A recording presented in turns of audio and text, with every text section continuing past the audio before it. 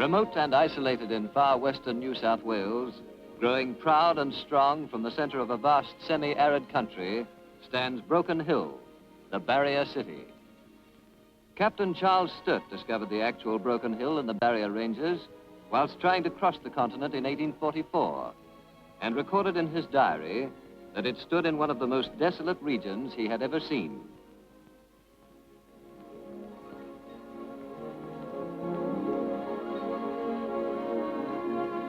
With South Australia to the west, Queensland to the north, and the seaboard cities of Adelaide and Sydney to its south and east, this lusty, swaggering metropolis is the uncrowned capital of western New South Wales.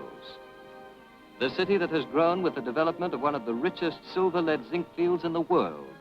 A city that has been an important factor in the Australian economy for the past 60 years.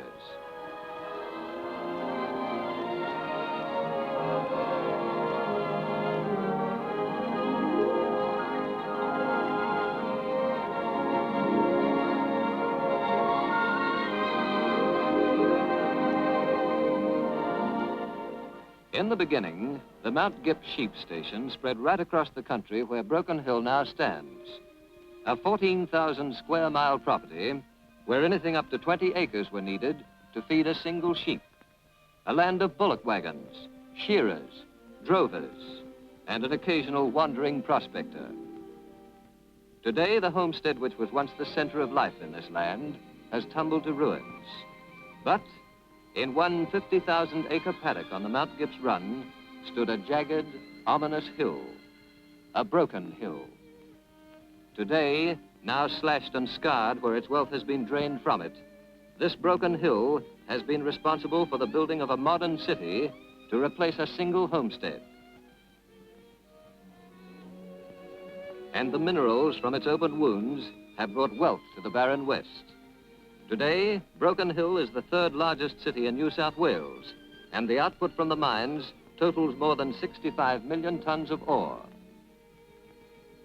In some ways typical of the big sprawling country towns of New South Wales and Queensland, Broken Hill, under the domination of the big mines, has built a personality entirely its own, different from the sheep towns, the wheat or cattle towns. It is a mining town. Mining is its business, and mining colors all the affairs of the community. Its people are miners, proud in the work they do. 90% of the male community is employed in the mines. And the wealth from the mines is expressed in a stream of high-quality ore flowing continually to the coast. Zinc concentrates to England and Tasmania for treatment. The lead ores to Port Pirie and South Australia for refining in the largest individual lead smelter in the world.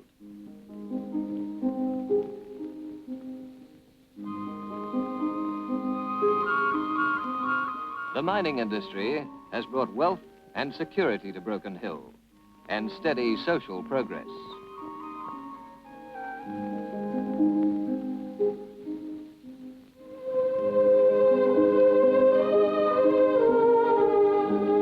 In the blustering past, as the mines pushed deeper into the earth and the city grew to manhood, there were strikes and industrial disturbances.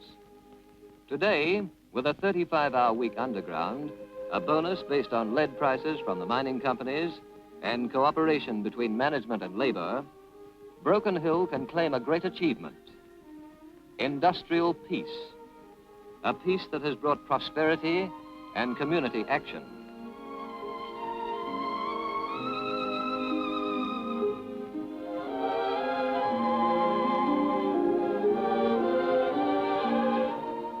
The decaying mud and stone buildings are a link with the past.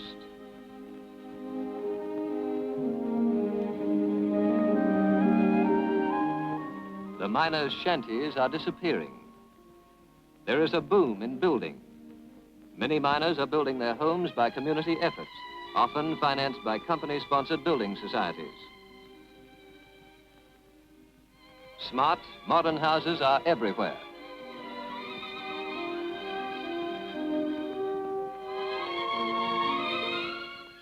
To serve the needs of the community, there is a large, well-equipped hospital. In the early days, water was sold by the gallon, but today, there are large reservoirs at Stevens Creek and Umberumbuka, and a pipeline is being built to bring water from the Darling 64 miles away. With adequate water, the companies and citizens have planted trees and gardens on what was once drift sand. The dust storms are becoming fewer, and year by year, the city is growing greener.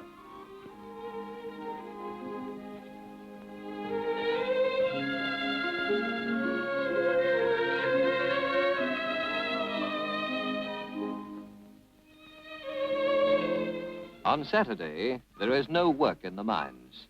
Men who have sweated the week underground slow down and take it easy. They have a yarn with their mates while their wives do the weekend shopping. Although there are good bus services, nearly everyone travels by car. Every street and allotment is used for parking space. In Broken Hill, there is a car to every 3 people. Weekends are for sport and recreation. The barrier town has plenty of both. With the temperature in the 90s, the town swimming pool is always popular.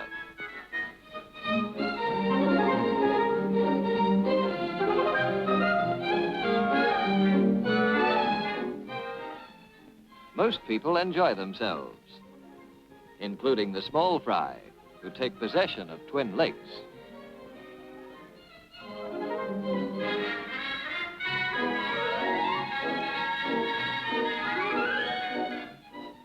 You never know what you can catch with a piece of string and a bent pin.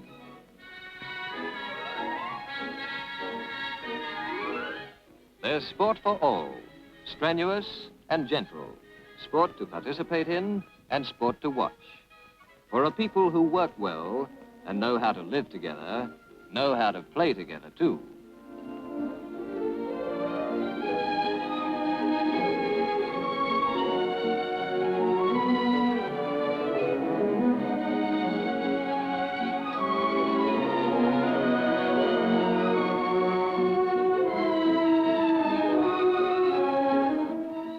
West of the Darling River, deep in the center of almost desert country, isolated, unheralded, lies a city and lives a people. The city rising in a few short years from a group of humpies and canvas tents. The people growing from a handful of drovers and stockmen. A people to be envied, a city of which to be proud.